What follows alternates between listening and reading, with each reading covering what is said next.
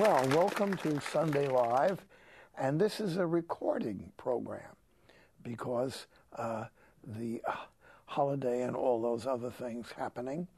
And I also want to tell you and apologize that I will not be able today to make my usual nasty remarks about the New York Times and other media that are constantly attacking the Catholic Church, because I haven't been able to look at the Times and other newspapers during this week.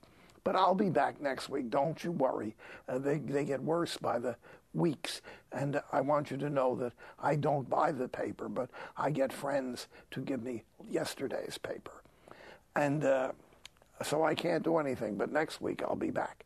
Now, I have a wonderful, very good visitor tonight, a friend of mine for many, many years, Father Ray Roden, priest of the Archdiocese of Brooklyn, and very fine man, and he is very specially informed about the church in Mexico.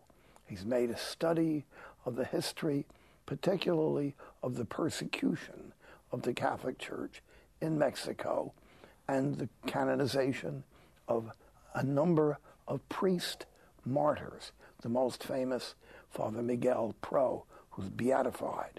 And Father is going to tell us about that. And we're going to see a number of interesting pictures, particularly from the life of Father Pro. And that's where we'll go. And then we'll look at some of the other diocesan priests who are the martyrs. So, and why Mexico? We have so many Mexican people in the United States now, and in Europe where our programs are on. And, of course, we are broadcasting also in Latin America. So we're delighted to use this program to acknowledge our many, many wonderful Christian Mexicans. So, Father, tell us. Well, thanks for inviting me to share this with you. This has been a great joy, this relationship with Miguel Pro, first of all. And then through him, I discovered this treasure chest of the diocesan priest martyrs. 22 diocesan priests and 3 laymen were canonized in 2000 by Pope John Paul II. Hundreds of others are online for beatification and canonization. There's another few dozen who were just beatified by Pope Benedict. So this is not going to end anytime soon. There are literally thousands of martyrs in Mexico from the persecution, which began in the 20th century in 1915 and went, the ferocious part of the persecution lasted until 1934. It's a wonder how these things develop in one's life, in my life. When I was very young, when I was a kid at St. Brendan's School in Brooklyn, the sisters were very big on martyrdom, on the saints, and were always pointing out saints as models, and they pointed out Miguel Pro as someone to aspire to if you knew what was good for you, you know. So that was where I first learned of Miguel Pro. Well, it's very interesting, Father, and many of our audience may not know why there was a fierce persecution of the Catholic Church in Mexico for some 20 years to 25 years. Well, it was most of the 20th century, and the reason, there were 2 persecutions. One in the 19th century, the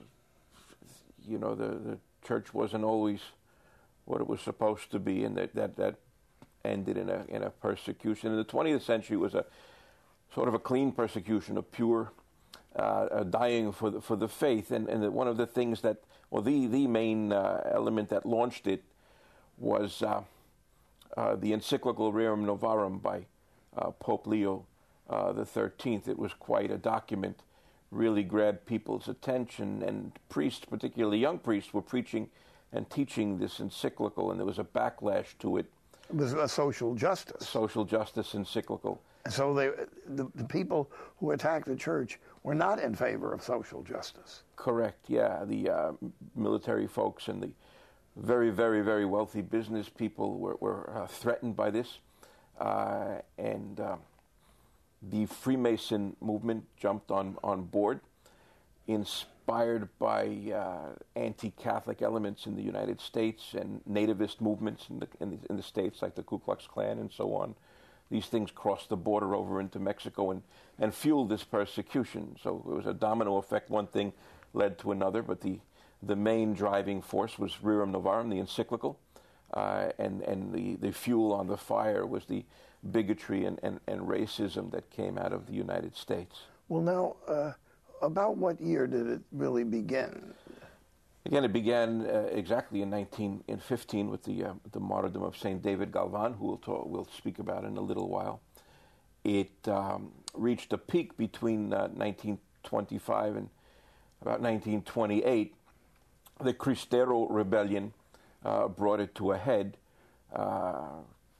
Thousands, perhaps maybe 10,000 Catholic men took up arms and started shooting back without the approval of the bishops. It was very unofficial, to the great surprise of the bishops and the great shock of the government that people suddenly were resisting violently. By the way, hardly any priest took up arms. It was very, very unusual for them to do so, and no priest who did could ever be beatified, certainly.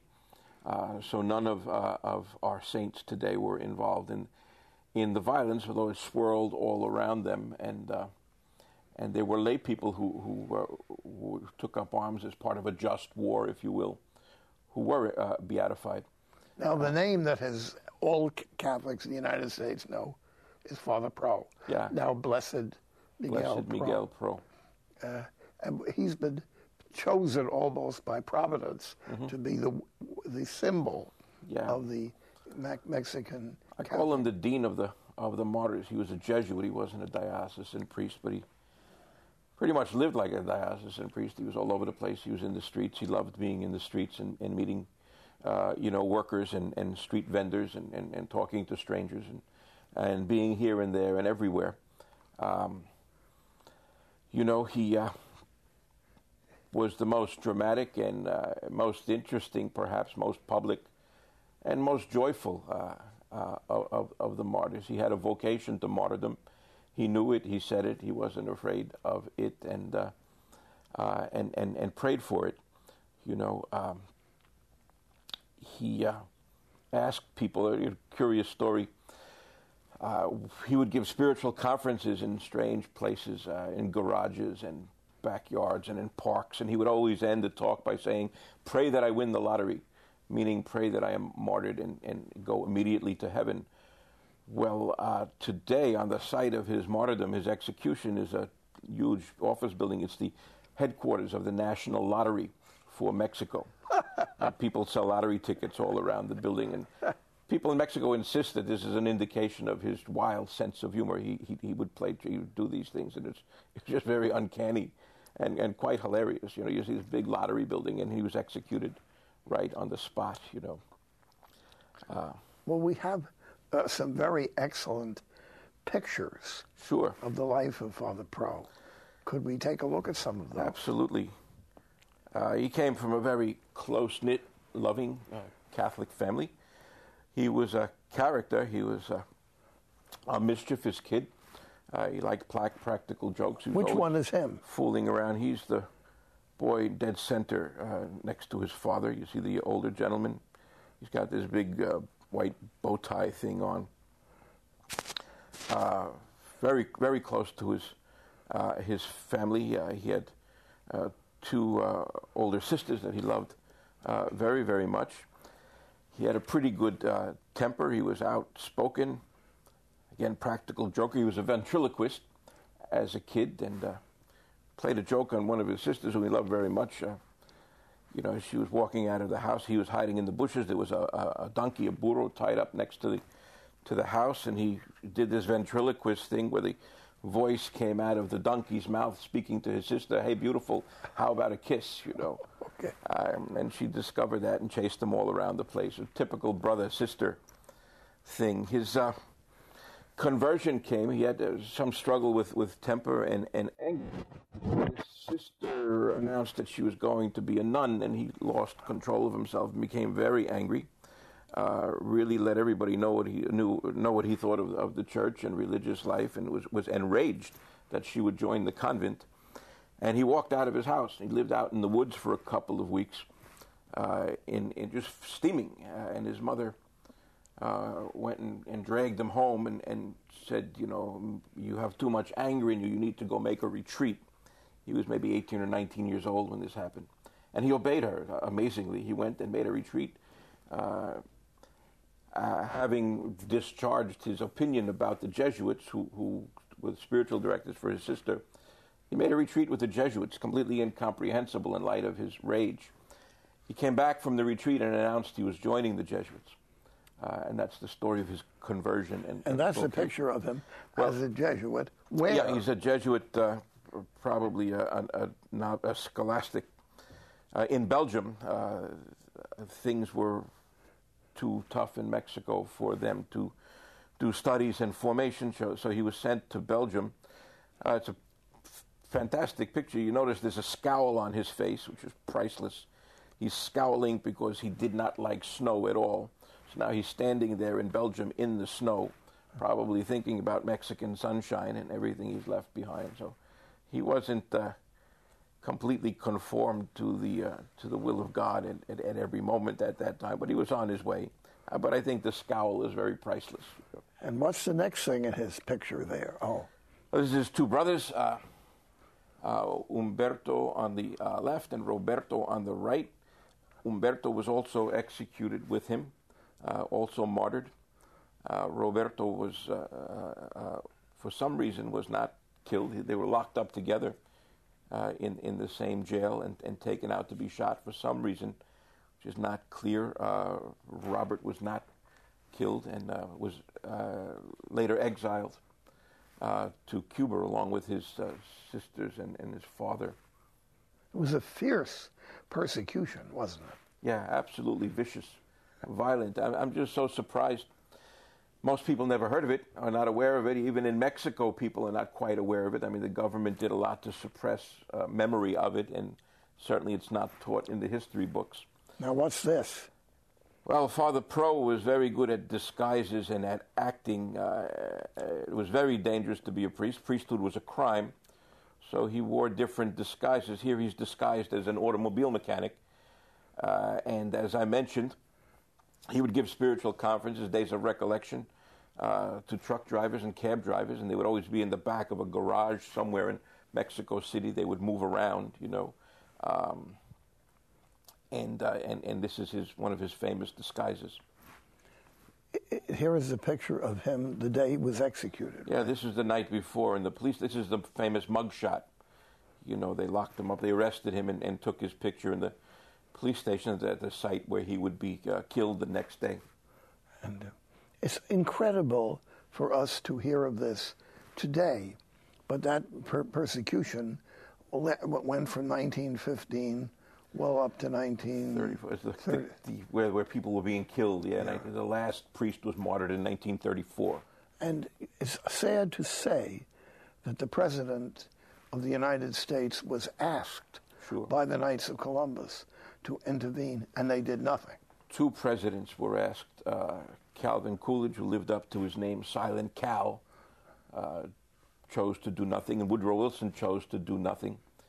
The ambassador to Mexico, Dwight Morrow, also chose nothing and was complicit in shipping arms to the persecutors. So this is it's a very sad piece of American history. Absolutely, not just Mexican, but American history. Yeah. Yes, and at this point where the United States has a very large number of Catholics, and there is very little obvious anti-Catholicism, it's difficult for us to understand that before the Second World War.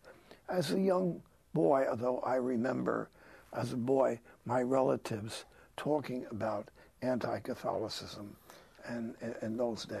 Well, in the 19th century, the Sisters of St. Joseph in Brooklyn had to wear disguises. It was part of life that being Catholic was a little dangerous. Well, now we have a break right now, so we'll stop, and we'll be back to our very fascinating subject.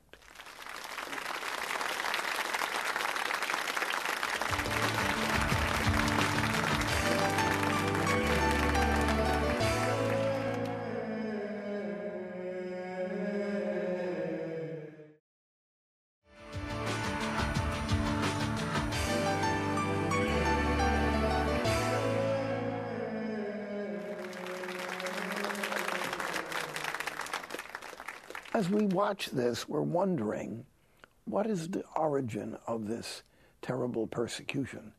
And Father Roden has mentioned the encyclical Rerum Novarum, which was written by Pope Leo XIII, about social justice.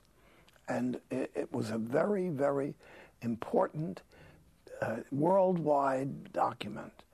And the wealthy interests in Mexico were aligned with Masons. Now, here in the United States, most of us know Masons, walk past the Masonic building. They're not, we have friends, next door neighbors who are Masons. But Masonry was different from many different countries. And in the Latin countries, it was very strongly anti-Catholic. The Masons were, most of them, ex-Catholics. And they associated themselves with financially successful businesses. And years ago, you would often say, well, you couldn't get into that business unless you were a Mason. I don't know whether that was true. But in Mexico, it's a disgraceful, violent attack on the church, and caused the country into silence. And, as we mentioned, presidents of the United States were complicit in this terrible persecution. Now, how about more about the life of Father Pro? Sure, this is one of my favorite pictures. He's dressed as a playboy, dandy, whatever you'd like to call him, of the time. What's really hilarious about this picture is he's standing several feet in front of the mansion of Plutarco Elias Calles, who was the dictator who put a price on his head. So Calles wanted him dead at this moment, so he dressed up like this and went to the mansion to have his picture taken as a way of letting him know that he was around. At another time, he disguised himself as a policeman and went into the police station and started bawling out the cops for not finding this priest. And he let them have it, told them they should be out in the streets hunting this priest down, and they all ran out of the place to look for this priest. And it was him. It was him, yeah. It was a year of intense searching for him. He was falsely accused of being part of an assassination attempt on Alvaro Obregón, who was a general, former president, who was looking to run for president again. It was later proven beyond a doubt he and his brothers had absolutely nothing to do with the thing. The Obregón's bodyguards testified that they weren't there. Even Calles admitted that he had nothing to do with it. So they completely exonerated by testimony of our enemies and his enemies. But this was all, in his case, fueled by a false accusation that got very ugly and very out of control. Here he's on his way to the wall where the firing squad was gathered. There are two detectives accompanying him. One detective, in tears, begged for forgiveness at this moment, and he said, "I not only forgive you, but I thank you, obviously for sending me to God." They asked him if he wanted to say anything before he died, and he asked for permission to kneel for a few minutes for an act of contrition. And this is what he's doing a few moments before his death. This is the exact moment of that he's shot. The bullets are hitting his body in this scene. And of course, he said the words, "Viva Cristo Rey, long live Christ the King." Very beautiful. Many of the martyrs, actually, people don't realize this, many martyrs said "Viva Cristo Rey" before they died, and they were told by the soldiers who were killing them, they were told to renounce their faith. They were told to say if you say death to Christ the King, you'll live. And they would respond, "Viva Cristo Rey." Or they'd say, if you say, "Viva the government, long live the supreme government, you'll live." And they would say, "Viva Cristo Rey," and the Virgin of Guadalupe. So it was not just Miguel Pro who said this, but many of the martyrs said that. The "Viva Cristo Rey" is very interesting. It began in about 1914 in the cathedral in Guadalajara. An old man in the middle of Mass, some say right after the consecration, yelled out "Viva Cristo Rey." It was the first time it was ever voiced it shot around Mexico like wildfire. And the Holy Father Pius XI got wind of that. He wrote 2 encyclicals on the church in Mexico, very unusual for such a local problem. And Christ the King, the feast came out of that, and because an old man in the cathedral in Guadalajara yelled out, "Viva Cristo Rey!" And that's the feast day that we now celebrate the feast of Christ the King. Was the church's response to the dictators, not just in Mexico, but in various other countries in Europe where they were acting ridiculous. This is the coup de grace. He was not dead when the firing squad shot him. This is the final bullet to the head. The government, in its arrogance and pomposity, warned people not to show up for the funeral the next day. Even the family was trying to keep it rather quiet and low-key. They said you would be severely punished. The repercussions will be severe if you come to this. 30,000 people came to the funeral at Holy Family Church in Mexico City, and this is the scene outside the church. Here's the Holy Father, Pope John Paul II, at the beatification ceremony for Father Pro in 1995. Coincidentally, again, some say the humor that Miguel Pro was noted for. The beatification took place on the birthday of Calles, the dictator. It was sort of who has the last laugh. And finally, this is the shrine at Holy Family Church in Mexico City. Father Pro's shrine, his relics are in this reliquary. It's a very, very beautiful, prayerful place. I was there twice already and hope to get back again very soon. Well, you know, the popularity of Father Pro among American people is very interesting. Cardinal Cook, servant of God, when I studied his life and wrote his biography, he was deeply, deeply devoted to Father Miguel Pro when he was a seminarian. Really? I didn't know that. Which was before Pro would even have been beatified. Mm-hmm. And if you go also to the beautiful Basilica of Our Lady of Guadalupe up in Wisconsin, in beautiful, I'm trying to think of the name, built by my... the Shrine of Guadalupe in Wisconsin. Yeah. Yes, Archbishop Burke built that. It's got a beautiful altar of Miguel Pro. Yeah, sure. I'm intensely interested in the cause. You know, I would like, God willing, and with the permission of the Holy See, if they find it valuable, I would love to see him canonized. He's not canonized yet. He's beatified. They need a miracle. The humor regard there was a cause of a boy who in Brooklyn, of all places, who was run over by a garbage truck and completely healed, and just modern times and the way things are, and again this humorous element that runs. The family, I understand, was refusing to release it as a miracle because it would interfere with their lawsuit against the company that owned the. But I'm very convinced more miracles will come. You know, sure. Therese Lisieux promised to do favors for people as roses dropping from heaven. You know, she said, well, Miguel Pro said, I'm going to do favors as one deals cards from a deck. You know, this is his style, huh? I have no doubt there's going to be more, you know, and I'm having a lot of fun waiting. Well, now, altogether, you said that there have been hundreds of Mexican martyrs. Sure. Lay people, women... even youngsters, yeah. Youngsters. The youngest was 15. And now, there are how many priests already canonized? 22 diocesan priests, in addition to Blessed Miguel. Well, 22 diocesan priests were canonized, and 3 laymen with them were canonized in 2000 by Pope John Paul II. Yes. Years ago, as a young friar, I remember speaking to Capuchin friars that had been brought out of Mexico across the border. I don't know whether any of them were martyred.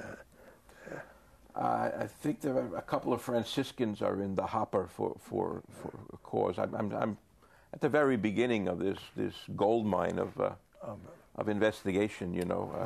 Here is a picture of one of the other martyrs. Yeah, this is my good friend Saint David Galvan. He was the first to be martyred in 1915. Very, very fascinating individual.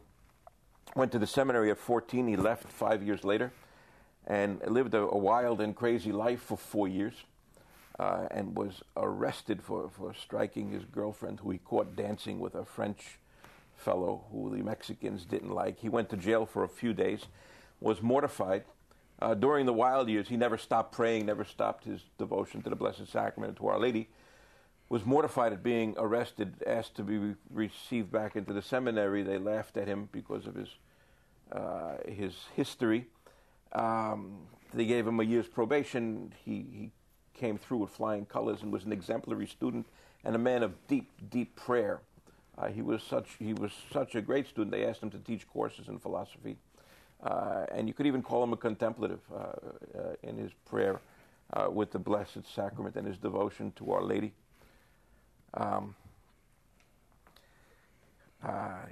He worked, helped in a parish. He was a chaplain in a girls' orphanage, at a hospital, and was known for going out into the streets. There were these gunfights between the revolutionaries and the federal forces. He would go out and anoint and hear confessions and so on. His famous words were, no por obligación, sino por amor, not because we're obligated, but out of love, out of charity. The priest who he was with didn't want to accompany him. He said, we're not responsible. I'm not the pastor. We don't have to do this. We're not obligated. An early version of it's not my job. And he said, not because we're obligated, but because of love. He had a great certitude of heaven. If we could go back to that, is that all right, to David Galvan? Great sureness of heaven. The priest who was going to be executed with him and turned out not to be executed complained, we haven't even had breakfast yet. They can't shoot us. I guess he was a little confused. And St. David said, don't worry, today we're going to eat with God. Absolutely sure. He even opened his shirt and asked them to aim right here, make it quick. The two medallions you see, I designed myself with the help of an artist who's a New York City firefighter. The medallions depict St. David Galvan, priest and martyr, and ask for his prayers. Pray for us.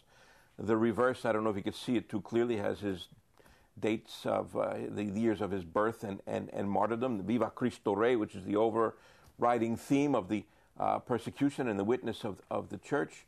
Upper left is a church, Mexican church, with the left tower is missing. You could presume it's either shot off or fell off. Reminds us of the San Damiano message, repair my church. But that symbolizes the persecuted church. Surrounding the circumference is the rosary. Upper right is the Eucharist. The rosary and the Eucharist were huge parts of the spirituality of the martyrs. There's the M for Mary, and off to the right is a shadow of the cross. And David Galvan's famous words, no por obligación, not because we're obligated, but because of love.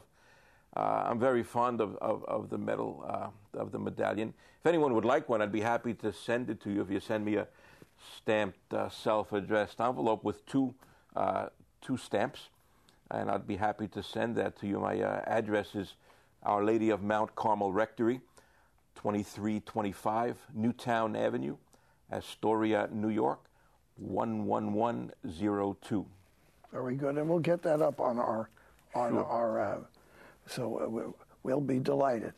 And we should mention that Our Lady of Mount Carmel Church is just as you come across the Triborough Bridge. Right, 3 blocks from the bridge. Yes, which is now called the Robert F. Kennedy Bridge. Which none of us got used to. We'll be back in a couple of minutes. I think this is a fascinating program, and we're going to now look at the other martyrs of some of the other martyrs of the Mexican situation. And I again say we have many people from Mexico and Mexican-American people all over the country. They're delighted. I always say to them, Mexicanos trabajadores, Mexicans like to work. So that's very obvious. So we'll be back in a couple of minutes.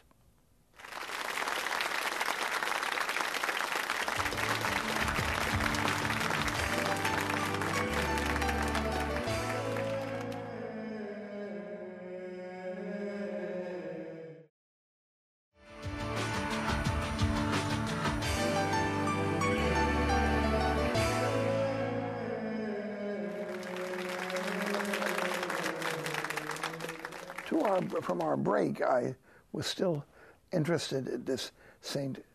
David Galvan. Very interesting story. He did grow up with the usual picture of a saint as a teenager. What about him? Yeah, his father was a shoemaker and trained him to be a shoemaker.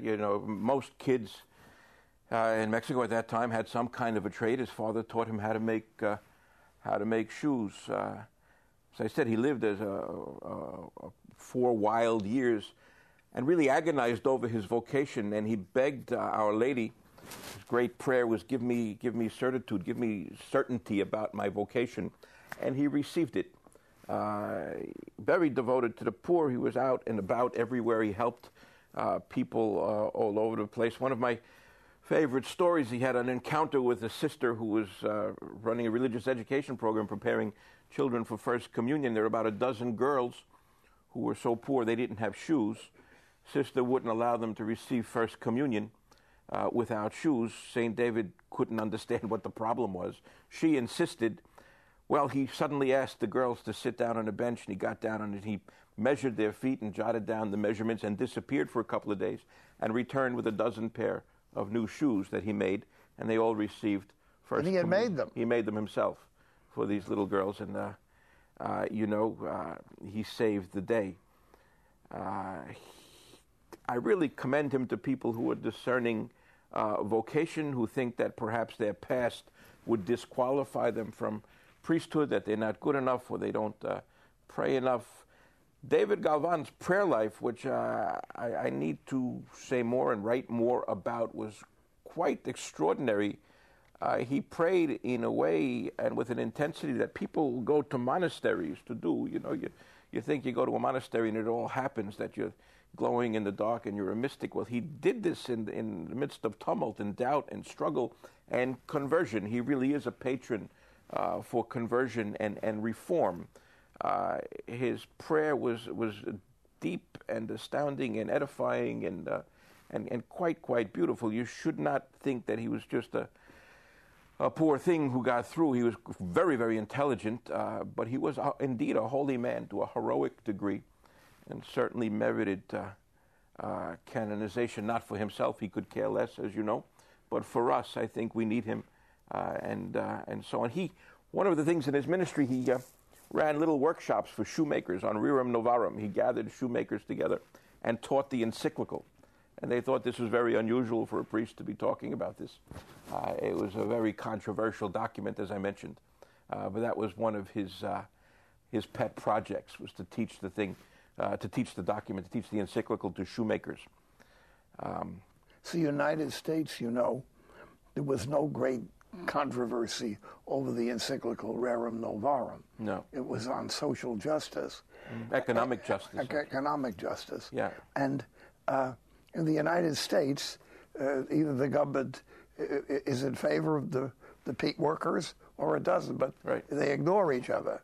And so in the United States, you would not get a fight going over an encyclical. Well, the work in the United States for many people tends to be, mind-numbing or soul-shriveling. It's not just a question of having work. It's work that is dignified and that challenges, people's intellect and enlivens their souls. That people don't seem to understand that there are types of work that people are forced to do which are really oppressive, even if they're not particularly menial or manual.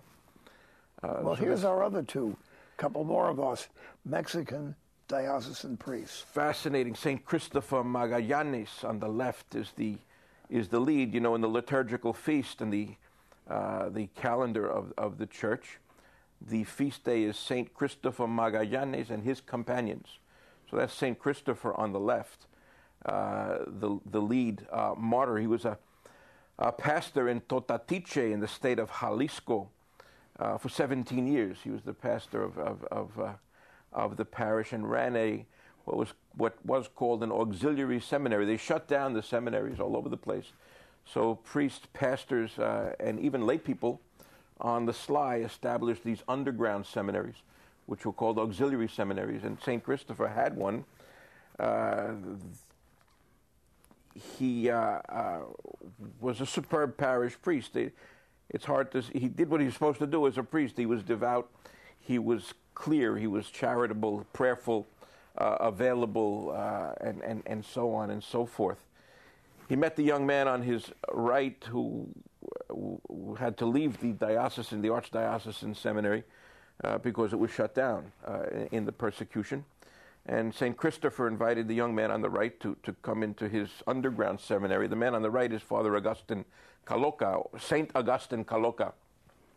They became good friends. St. Christopher became his mentor and spiritual director in the seminary, the underground seminary, and he ended up, after ordination, being assigned to St. Christopher as his parochial vicar. Christopher was a very popular pastor. He was the kind of priest that all of the young priests wanted to be assigned to. He was dynamic and interesting and fun. He was a great teacher. He let the young priests do their thing, fly. He let them spread their wings, didn't follow them around, and so on. If we could back up again to those two, there's a little more that I'd like to say. Interesting thing about St. Christopher, too, is he was a pacifist. The others were not necessarily so. They didn't take up arms, but he preached pacifism. He said the weapons of the church are convincing people and persuading them. The weapons of the church are the gospel. Very, very peaceful man. And he was warned by people that they were coming to get him, so he took off into the mountains and was eventually caught. They brought him back. St. Augustine was already arrested and waiting there in the police station. They offered to release St. Augustine, the young priest, and he said, I'm not leaving without my pastor. Either both of us go or both of us stay. And some young priests I was with were joking, well, if that was me and my pastor, I'd say, Father, it's been great working with you. See you around. Goodbye. But St. Augustine stayed with his pastor. They were put up against the wall to be executed. And Augustine had a panic attack, I guess you could call it. He really fell apart, really was having a bad time. And St. Christopher put his arms around him and said, Father, calm down. In just a minute, we're going to be in heaven. And at that moment, they were shot and killed. Just a beautiful story. I was there on a pilgrimage at the exact spot where they were executed. I was there with 7 priests last January, and we prayed the rosary right on the street out loud. And it was just an amazing experience to know that you could be killed 75 or 80 years ago for doing what we did. We prayed the rosary out loud in public on the sidewalk right in front of the wall where they were both executed. Well, now, it's amazing how things have changed in Mexico.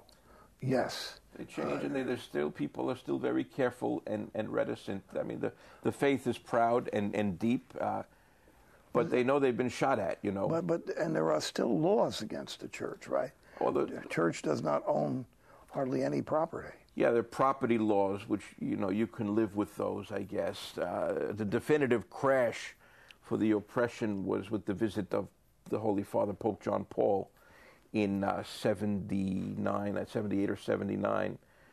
And the last anti-Catholic laws were repealed in 2000, I believe. It was against the law to be dressed as a priest. Yeah, clerical dress. And even with the visit of the Holy Father, he and his entourage was told not to wear their religious garb. And they said, forget it. And they were fined. The Holy Father and his group. The Pope paid the fine. Pope John Paul II was fined for wearing his white cassock, as were the other priests in the group and bishops. I made it a point when I went to Guadalupe to wear my habit. Yeah. And the only reaction was people were following me through the street, coming up and saying hello, kissing my hand. Yeah, there's no problem today or wearing kissing the rosary. Yeah, there's no problem. But if you're a priest and you walk the streets in jeans and a sweatshirt, people would greet you, "Hello, Father." They have an uncanny sense of who you are. If you're living the thing, if you're living the priesthood, they know who you are. It's a very strange phenomenon. This is one of my favorites. Also, Saint Toribio Romo was born in 1900 and martyred in 1928. He was ordained very young, just short of his 23rd birthday, and suffered through most of his 5 years of priesthood. He was thrown out of his first 4 parishes, thrown out by the pastors because he was teaching the encyclical, again, Rerum Novarum. The pastors refused to let him talk about it. That's how controversial the thing was. So he was very discouraged. He wondered if he made a mistake. He wondered if God loved him. He wondered if this was not some kind of a nasty joke that God was playing on him. His parish priest from his growing up years took him in and asked him to be his associate. The persecution bore down. He got permission to run an underground parish in the town of Tequila, just outside of Tequila, where they make the liquor. I visited the place. We visited last January, and he lived in a little shack with his sister and his younger brother, who was just ordained a month. Often slept in a different place every night, celebrated the sacraments, and ministered to the people on the sly, running around here and there. If you could imagine, a funny thing happened. They couldn't find the key to his little house, and they wanted us to see it. I had to climb in the window, probably the fattest visitor that ever went through the window in the history of the place. Just a beautiful... Our audience may again be wondering about this encyclical, Rerum Novarum. Older people mean that those words, Rerum Novarum, new things. Yeah. New things. Issued by Pope Leo XIII. It was really the great statement in modern times of social justice. It was long before communism, and the Pope defended unions. Yeah, unions, 5-day work week, vacation, sick leave, things that we just take for granted today. Child labor was not acceptable. The kind of labor that was dangerous and oppressive for children to do. He said they shouldn't be doing it.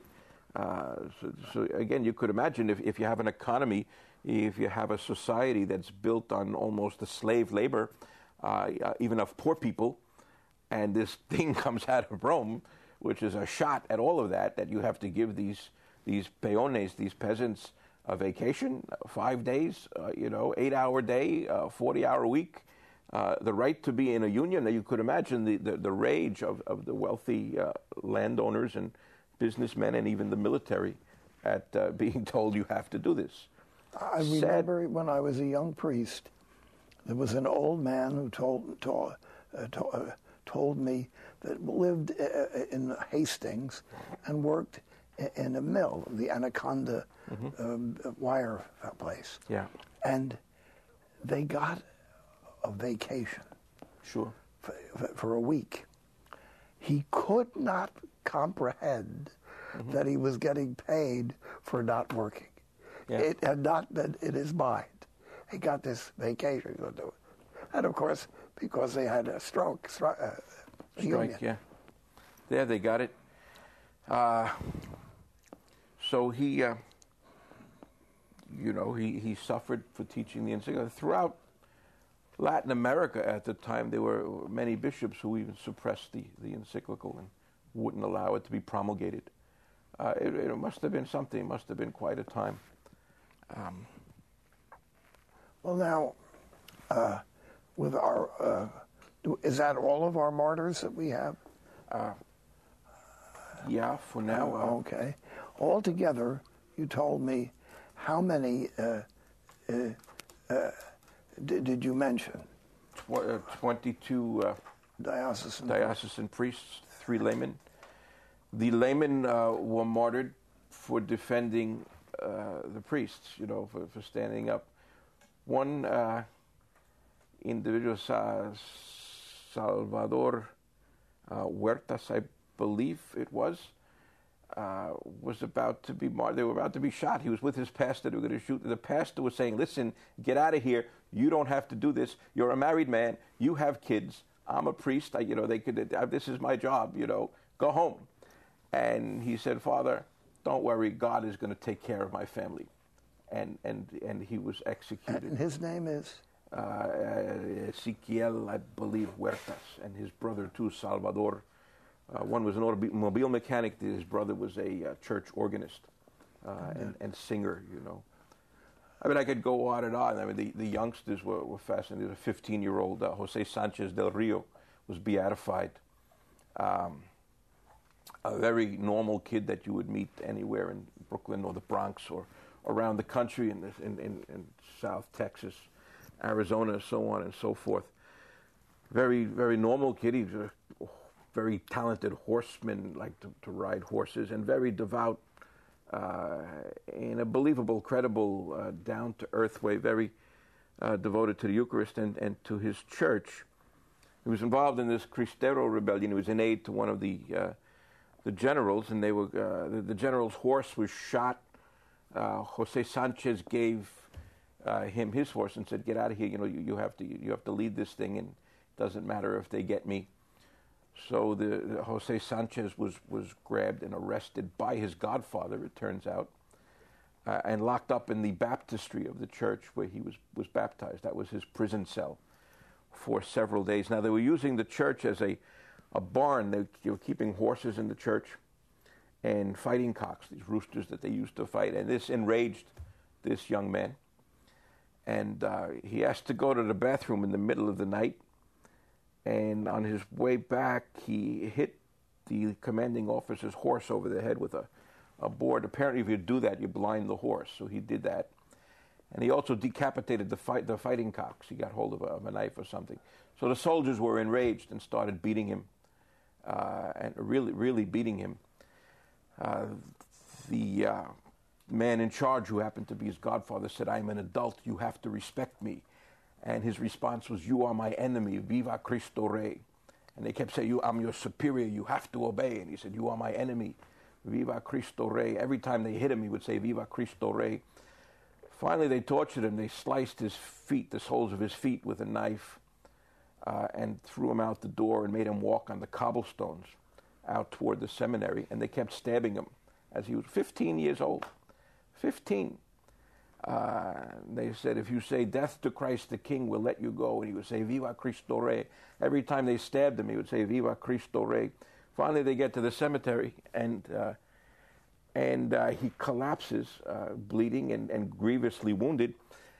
One of the officers said, "What do you want us to tell your parents after you're dead?" Psychological torture, And he said, "Tell them that I'll see them in heaven. Viva Cristo Rey." And he died. I would love to see him canonized. What a fantastic model, not just for young people, but for adults as well, huh? Well, if we think of Mexico today, and I've been there, Guadalupe, and I didn't pick up anything like hostility. And I wore my habit through the streets of Mexico City. Maybe one person said something to me, not challenging me, but kind of, I said, "I'm an American." So, "Oh, that's okay, but you're an American." They didn't think I looked like an American, but there I am, an American. And that was enough explanation. And I have to say that when I got on the plane in the Mexican airline, what's that? Aeromexico, yeah. Mexico, I was embarrassed to death. They insisted on putting me in first class. Sure. And I was embarrassed to be sitting like a friar, sitting in first class. I held out in my seat like that, but they insisted. Yeah. And, well, I must tell you, Father, you have brought us on a very interesting trip to Mexico. For many of our people listening to us, friends listening to this program, not just Catholics, not just in the United States, I think you've had a far beautiful picture of the greatness of faith in Mexico. Yeah. And we're praying now that things in Mexico will grow more and more with the faith. I should say that the present president is said to be a Catholic. Yeah. About others, President Fox was definitely very obviously Catholic. St. Christopher Magallanes said he was offering his life for the unity of the Mexican people. Well, let's say, and we'll say a very brief prayer. Would you say it for us at the end? Heavenly Father, we thank you for this moment, for the celebration of your word, using this very modern and extensive means of communication. We ask the intercession of the martyrs in our lives and in the lives of all of those who are watching and listening today. We pray that this presentation, this sharing the lives of the martyrs will be a source of joy and faith and courage for anyone who is suffering or struggling in any way. We pray, too, that there will be a means and a source and an inspiration for vocations to priesthood, to diocesan priesthood, to priesthood and consecrated life, and to the life of brothers, deacons, sisters everywhere. We thank you for this opportunity. In Jesus' name, amen. And as always, I ask you to help EWTN to support our broadcast and our whole work of EWTN. And I like to let Mother Angelica, so ill and praying for us, to know that we're remembering her, the wonderful work that she had begun. God bless. See you next week.